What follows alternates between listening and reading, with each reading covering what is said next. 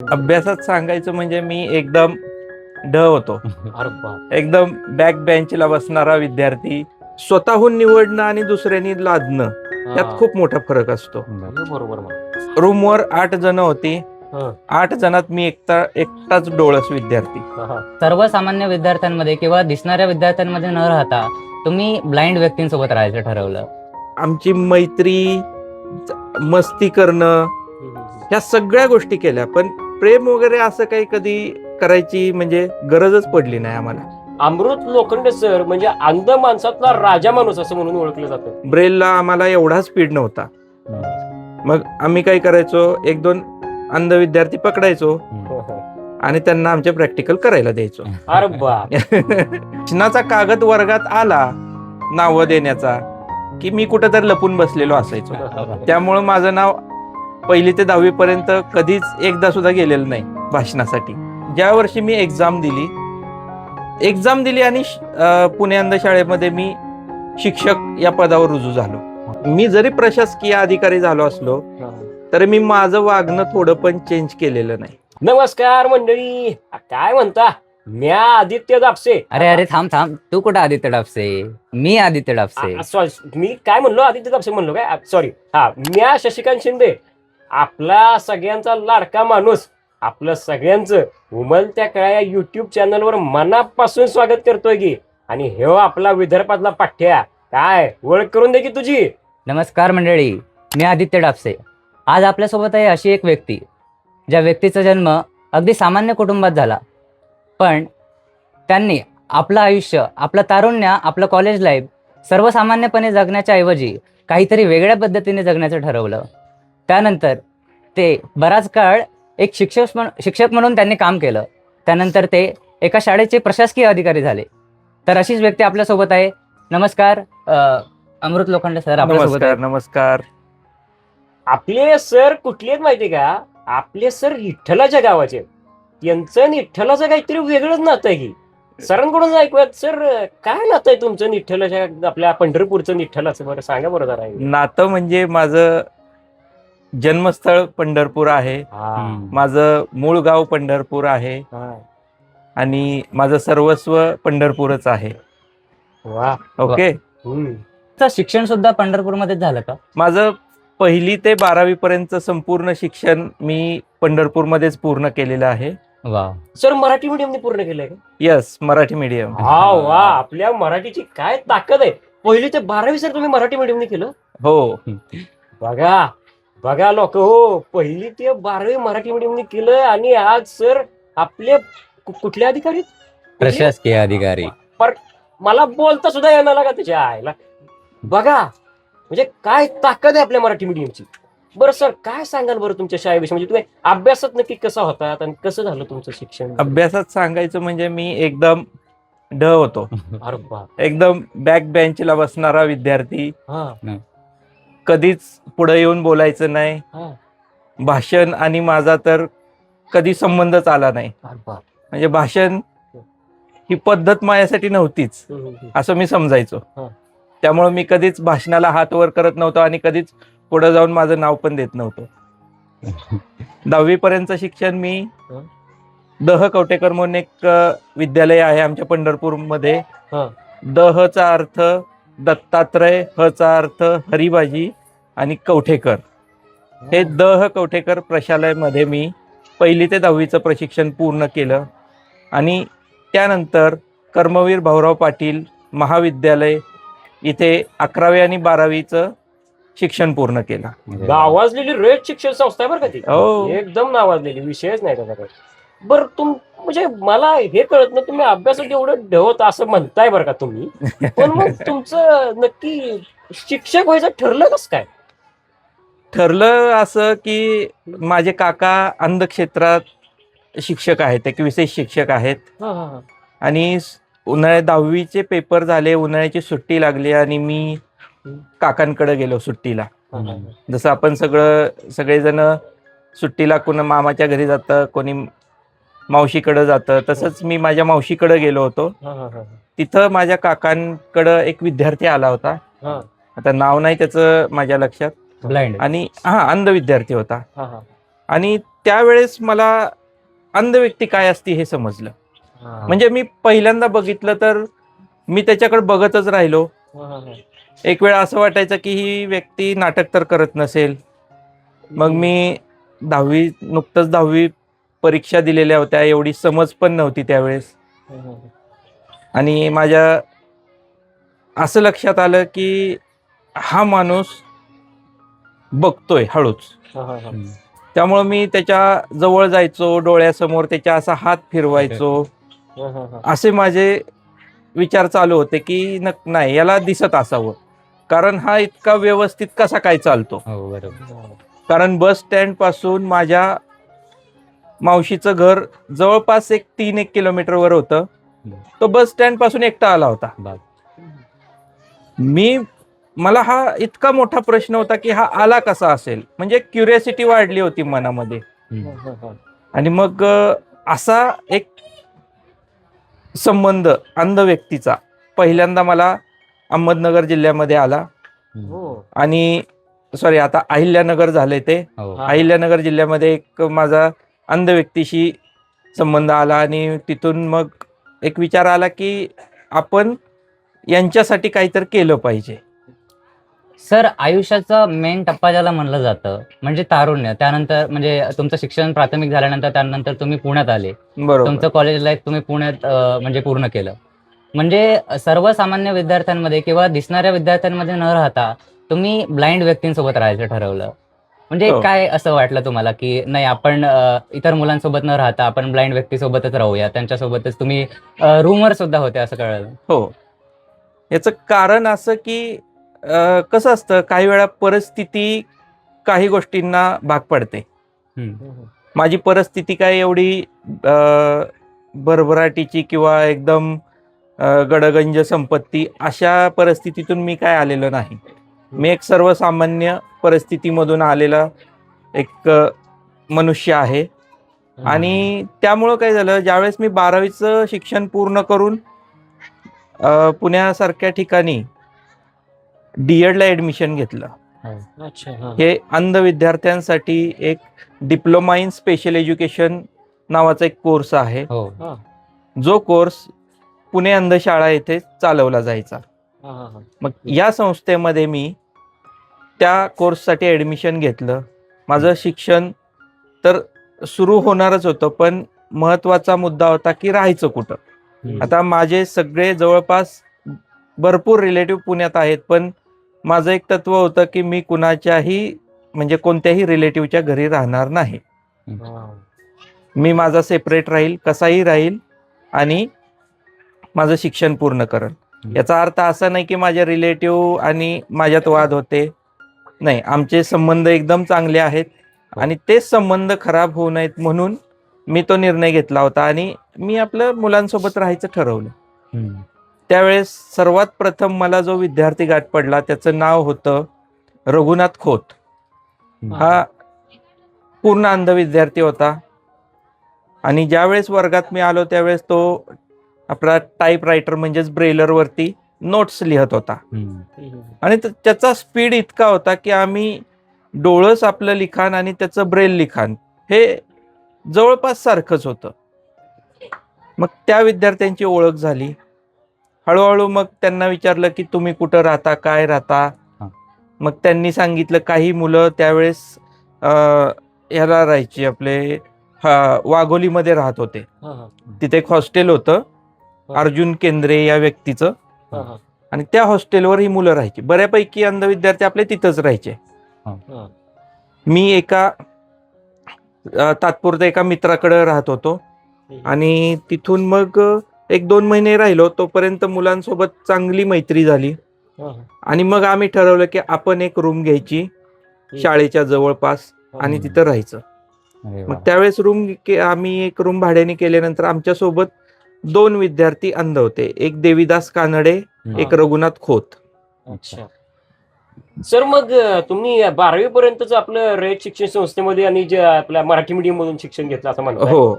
मग ती बीएड का काय तुम्ही म्हणताय, ती शिकताना तुम्हाला काय अवघड नाही गेलं का? काय म्हणजे नाही काय असतं बरं त्याच्यामध्ये? ते शिकताना अवघड नाही गेलं, कारण की तेही मराठीतूनच होतं. अच्छा हा. आणि कसं असतं, ज्यावेळेस आपण एखादी फील्ड निवडतो, हा. स्वतःहून निवडणं आणि दुसऱ्यांनी लादणं हा. यात खूप मोठा फरक असतो. हे बरोबर म्हणा. त्यावेळेस ती फील्ड मी स्वतः निवडली होती आणि त्यामुळे मला एक क्युरियोसिटी होती की यात काय शिकायला भेटेल, कसं असेल. आणि त्या पद्धतीनेच एक म्हणजे खूप छान असं प्रवास होता शिक्षणाचा आमचा. 2 वर्षाचा तो प्रवासच वेगळा होता. अच्छा. ते 2 वर्षाचं असतंय का बीएड? 2 वर्षाचा. अच्छा अच्छा.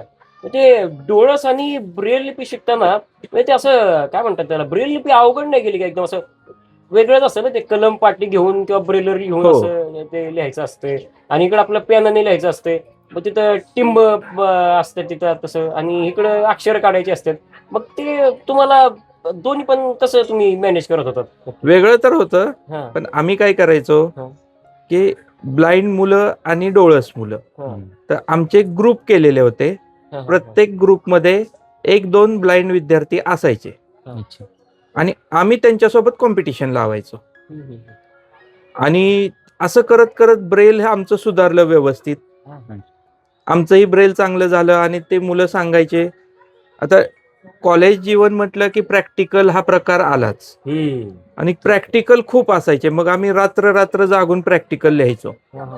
आणि त्यात आम्ही नवीन होतो, ब्रेलला आम्हाला एवढा स्पीड नव्हता. मग आम्ही काय करायचो, 1-2 अंध विद्यार्थी पकडायचो हा. आणि त्यांना आमचे प्रॅक्टिकल करायला द्यायचो. अरे बाप. म्हणजे सगळंच नाही, हा. एक ठराविक 2-3 पानी एखादी गोष्ट हा. असं त्यांच्याकडनं आम्ही लिहून घ्यायचो. सर, कॉलेज लाईफ वरनं आठवलं की तुमचं काही कॉलेजमध्ये प्रेम प्रकरण वगैरे काही होतं का? प्रेम प्रकरण करायला बघा, कसं- बघा, म्हणजे- बघा, म्हणजे काय माहितीये का सर, ह्यो व्हिडिओ सगळ्या जगात व्हायरल होणार आहे. म्हणजे मॅडमांना पण दिसेल. बघा बरं का, जपून थोडंसं. अरे पोचू दे ना, हा, हा. घाबरायचं कसं आहे? असलं तर घाबरण्यासारखं- काय प्रॉब्लेम नाही तसा एवढा. घाबरण्यासारखं नाहीच ना काय. हं. कारण प्रेम करण्या इतकं हं. आमच्यात बुद्धीच नव्हती त्यावेळेस. काय म्हणता कारण राव सर? आमची जी पिढी होती ना, हं. आम्ही एवढं काय म्हणता येईल, व्यस्त होतो. हं. आमची मैत्री, मस्ती करणं, हं. हं. ह्या सगळ्या गोष्टी केल्या, पण प्रेम वगैरे असं काही कधी करायची म्हणजे गरजच पडली नाही आम्हाला. हं. आणि करावं असं पण वाटलं नाही, कारण आम्ही जे काही जगत होतो, जे काय रोजचं आमचं दैनंदिन चालू होत्या गोष्टी, त्याच आमच्या इतक्या होत्या की आम्हाला त्यातूनच वेळ भेटत नव्हता. बरं ते सर, ते ब्रेल शिकताना काहीतरी गट पाठ करायला लागतात म्हणतात ते. हो. 10 गट. 10 तुम्ही गट. ते कसे पाठ केले होते बरं? म्हणजे मलाच पाठ नव्हती होत कधी कधी. काय बरं, एवढं मी 10 दिवस लावले होते त्याला पाठ करायला. तुमचं किती दिवसात झालं होतं बरं? आमची आता किती दिवसात, तरी 1 महिनाभर गेला आम्हाला, कारण आमच्यासाठी ते सगळंच नवीन होतं. हा, बरोबर आहे. आणि ब्रेल गट हा प्रकार खूपच वेगळा आहे आणि गट पद्धत ही फक्त पुणे अंधशाळेतच शिकवली जाते. मी इतर शाळांमध्ये बऱ्याच वेळा पाहिलं, पण तिथं गट पद्धतीनं ब्रेल शिकवलं जात नाही. अच्छा. हो. आणि ती पद्धत इतकी सोपी आणि मस्त आहे ना, कोणताही नवीन विद्यार्थी लगेच ब्रेल शिकेल त्याच्यामुळे. ते बरं का, खरं ते खरं. हो सर, जसं की तुम्ही म्हणालात, आपण बघितलं की तुम्ही ब्लाइंड मुलांसोबतच तुमचं म्हणजे जेवढं 2 वर्षाची 3 वर्ष डिग्री होते तोपर्यंत तुम्ही ब्लाइंड मुलांसोबत रूमवर राहिले. हो. तर म्हणजे काय एखादा किस्सा रूमवर की जो आठवणीत राहिला आहे, असं काहीतरी काही मजेशीर, गमतीशीर किंवा आता- एखादी आठवण? किती किस्से आहेत, सगळेच आठवणीत आहेत. असा एकही किस्सा नाही की तो आठवत नाही. एखादा सांगा ना एकही सर. दिवस नाही की असं तो विचार येत नाही डोक्यात. कारण होतं काय, जे हे झालं कॉलेज जीवन. आतापर्यंत जेवढं आपण बोललो ना, हे सगळं कॉलेज लाईफ बद्दल होतं. हा. माझं कॉलेज संपलं 2014ला. अच्छा. आणि ज्या वर्षी कॉलेज संपलं, ज्या वर्षी मी एक्झाम दिली आणि पुणे अंधशाळेमध्ये मी शिक्षक या पदावर रुजू झालो. कारण तिथल्या शिक्षकांना पण एवढा भरोसा होता माझ्यावर की हा 100% पास होणार. कुठली एक्झाम असते बरं ती? म्हणजे बीएड ची एक्झाम असते का? हो हो हो. अच्छा. इग्नो युनिव्हर्सिटीकडनं घेतली जायची. NIVH, हा, हा.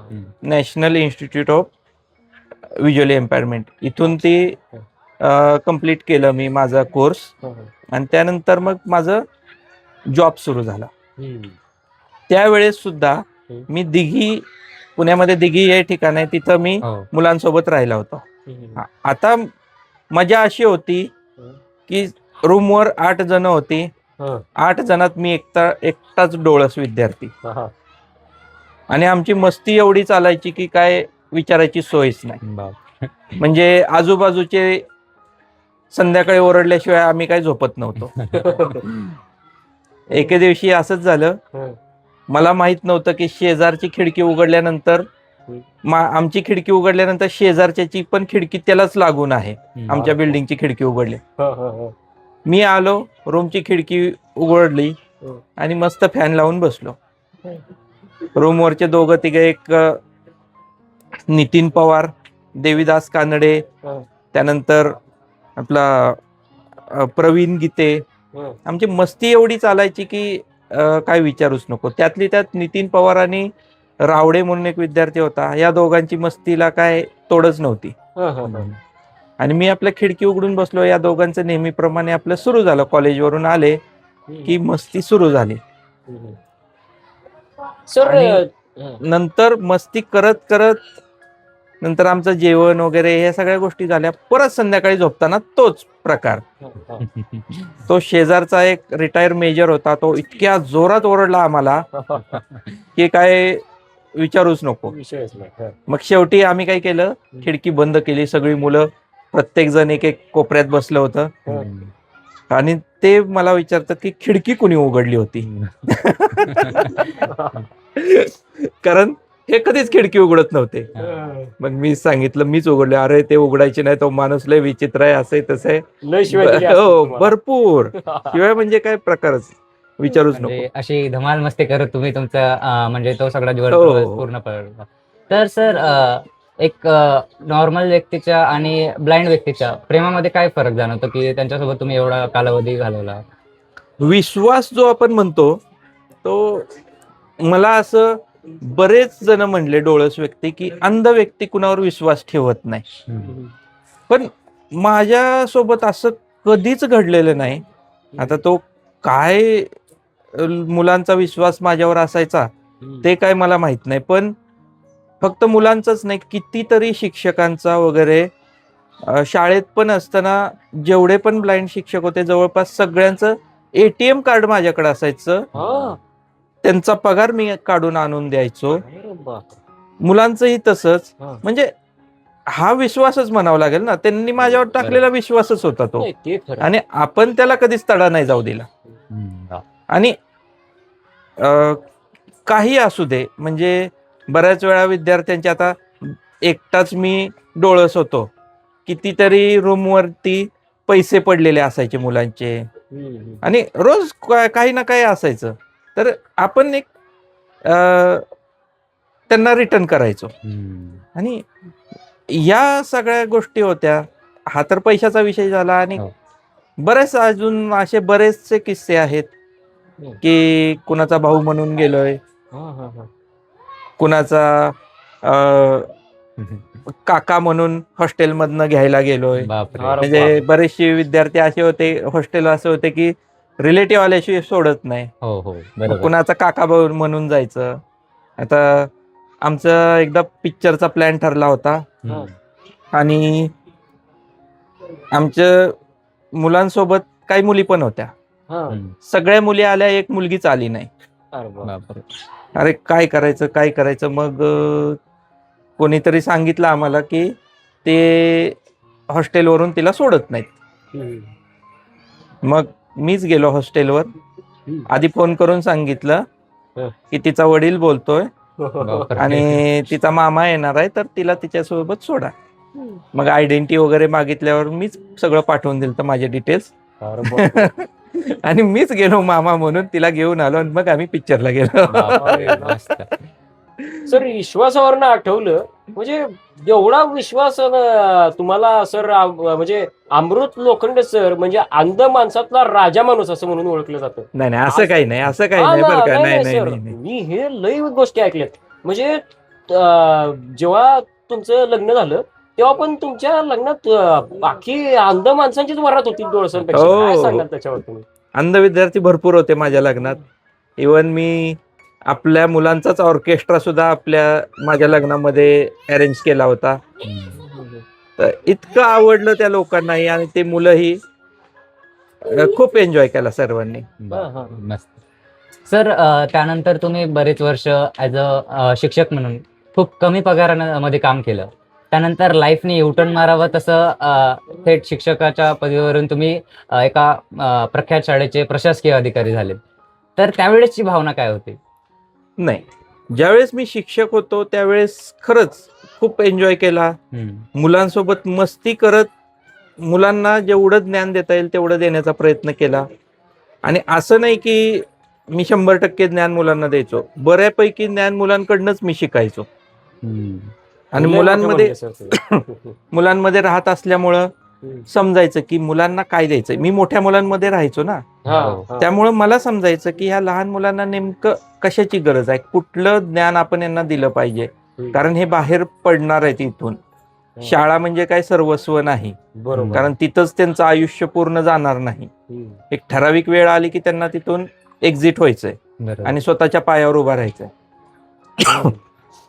त्यामुळं मी त्यांना तशा पद्धतीने तयार करत गेलो मुलांना, की तुम्ही इथून पुढे जाणार आहे, बाहेर पडणार आहे, बाहेर कसं असणार आहे जीवन, हे त्यांना मी सांगत गेलो. म्हणजे अनुभव तोंडी सांगत गेलो, पण फेस त्यांनाच करायचं होतं. सर, तुमचा एक मला किस्सा आठवतो शाळेतला. म्हणजे शाळेत काही जरी इलेक्ट्रॉनिक कुठल्या गोष्टीमध्ये बिघाड झाला की सगळ्यांचं म्हणणं असतं की अमृत सरांकडे द्या. त्याच्यातला मी एक टेप खोलून अमृत सरांकडे नेऊन द्यायचो, सर माझं काहीतरी ते हे करून द्या. सगळ्यात जास्त वस्तू रिपेअर केल्या असतील तर त्या तुझ्याच केल्या असतील मी. त्याच्याबद्दल सर तुम्ही म्हणजे माझ्याबद्दल काय बोलाल? मी शाळेत म्हणजे काय तू काय, तुला एखादी वस्तू तुझ्या आजोबांनी आणून दिली की जास्तीत जास्त त्याचं 4 दिवस नवल असायचं, 4थ्या दिवशी ती बंद पडलेलीच असायची. बापरे, एवढा मस्ती करू. काय तर मेमरी कार्ड उलट टाकणार किंवा इयरफोनची पिन त्यातच अडकणार, असं काहीतरी करून आणणार. एवढे लाडके होते आमचे अमृत सर की काय विषयच नाही. आता सुद्धा सर तुम्ही तेवढेच लाडके आहेत का मुलांचे? म्हणजे प्रशासकीय अधिकारी जरी झाले असते तुम्ही, आता तेवढेच लाडके आहेत का मुलांचे तुम्ही? म्हणजे त्याबद्दल तुम्हाला काय सांगणार त्याबद्दल?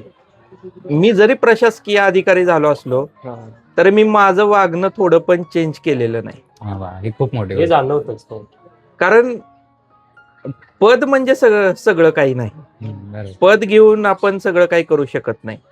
आता कालच एक विद्यार्थी आला होता, मेमरी कार्ड उलट टाकलंय ना, आता ते बसतच नाही. काल त्याला मी माझ्या ऑफिसमध्ये माझ्या केबिन मध्ये टेबलवर बसून रिपेअर करून दिले. म्हणजे पद म्हणजे सर्वस्व नाही, कारण काम हे आपल्यालाच करायचंय. उलट मला आता जास्त काम करायची संधी भेट. तर सर, आता तुम्ही एक प्रशासकीय अधिकारी आहात, त्यामध्ये तुम्ही बरेच कार्यक्रम अटेंड करता. 15 ऑगस्ट असो, 26 जानेवारी असो, ध्वजारोहण, झेंडावंदन तुमच्या हाताने केलं जातं. लहानपणी ते सगळे कार्यक्रम तुम्ही अटेंड करायचे. आता खुर्चीवर बसून जेव्हा तुम्ही लहान मुलांकडे बघता तेव्हा तुम्हाला स्वतःचं बालपण आठवतं का? नक्कीच आठवतं, आणि आठवायलाच पाहिजे, कारण आपण प्रत्येकानेच तेवढी मस्ती केलेली असते. आता कार्यक्रम म्हटलं की काहीतरी, आमच्या शाळेमध्ये खाली बसायला वाळू असायची, आम्ही वाळूचे खडे मारायचो एकमेकांना. त्यानंतर खूप असे मस्ती, एकमेकाला चिमटा घे, असं घे. आणि आमच्या शाळेचा पट खूप होता, जवळपास 400-500 विद्यार्थी आम्ही एकत्र असायचो ग्राउंडवरती. तसं आत्ताच जर आमची शाळा बघितली तर पाहिलं तर 150 विद्यार्थी असतात एका कार्यक्रमाला. आणि नक्कीच आपण भाषण करत असतो त्यावेळेस आपलं बालपण हे नक्कीच आठवतं. सर, लहानपणी तुम्हाला भाषणं जास्त आवडायची की जे कार्यक्रमानंतर चॉकलेट गोळ्या मिळणार त्याची उत्सुकता जास्त असायची? चॉकलेट गोळ्या. भाषणात मी पहिल्यांदाच म्हणलं, भाषणं हे माझ्यासाठी बनलीच नव्हती, मी त्याचा भागच नव्हतो कधी. आणि त्यामुळं मला राग यायचा म्हणण्यापेक्षा माझी हिंमतच होत नव्हती भाषण करण्याची. त्यामुळं मी भाषणाचा कागद वर्गात आला नाव देण्याचा की मी कुठेतरी लपून बसलेलो असायचो. त्यामुळं माझं नाव पहिली ते 10वी पर्यंत कधीच एकदा सुद्धा गेलेलं नाही भाषणासाठी.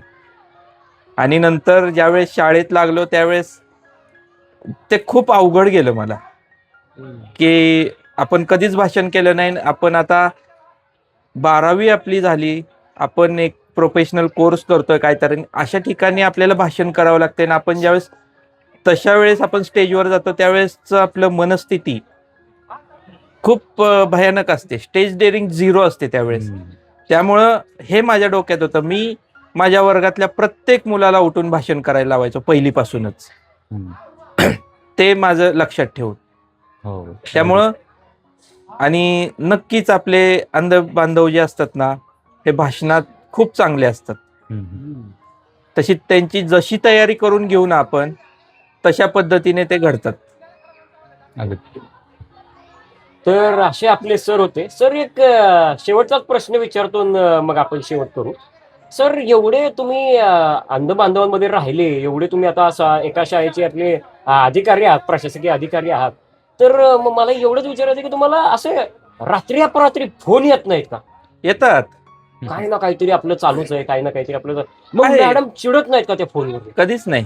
कधीच नाही चिडत. नाही नाही. मॅडम रात्री अपरात्री फोन येतात. काहीतरी कधी कोणाची ट्रेन लेट झाली, सर मला घ्या रूमवर सोडाल का? ठीक आहे चल येतो, सोडतो. त्यानंतर काही जणांना बसला सोडायचं असतं. बऱ्याच वेळा फोन याच्यासाठी येतात की सर माझी स्टिक मोडली, मी अशा अशा ठिकाणी माझी स्टिक मोडली. बरं ठीक आहे, जर पॉसिबल असेल तर जातोच मी नक्कीच.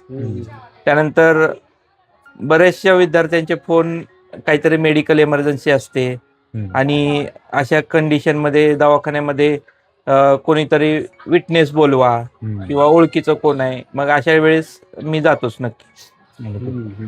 तर आपल्याला हे कळलं की एवढं यश मिळवून सुद्धा अगदी सामान्य पद्धतीने सर एकदम राहतात किंवा मुलांच्या मदतीसाठी कायम ते तत्पर असतात. सर आपल्याला अजून सुद्धा कसं मार्गदर्शन करतात? आता शाळेतल्या छोट्या छोट्या मुलांना मार्गदर्शन करतातच पहिली ते 10वीच्या.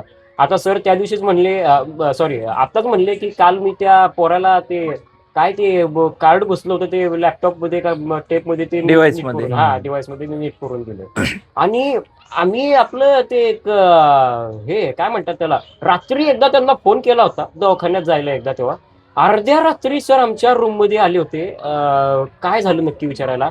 आणि त्या पोराला त्यांनी ऍडमिट होता, तो पोरगा तर दुसऱ्या दिवशीच्या दुपारपर्यंत ते प्रशासकीय अधिकारी असून सुद्धा ते थांबले होते त्या पोरासोबत ऍडमिट आहे. त्यामुळे एवढे सर आपले एकदम काय म्हणतात त्याला, ते आपल्या सामान्यात रुळणारे सर आहेत. प्रशासकीय अधिकारी जरी असले तरी पण आपले सर आहेत, एकदम मार्गदर्शन करणारे सर आहेत.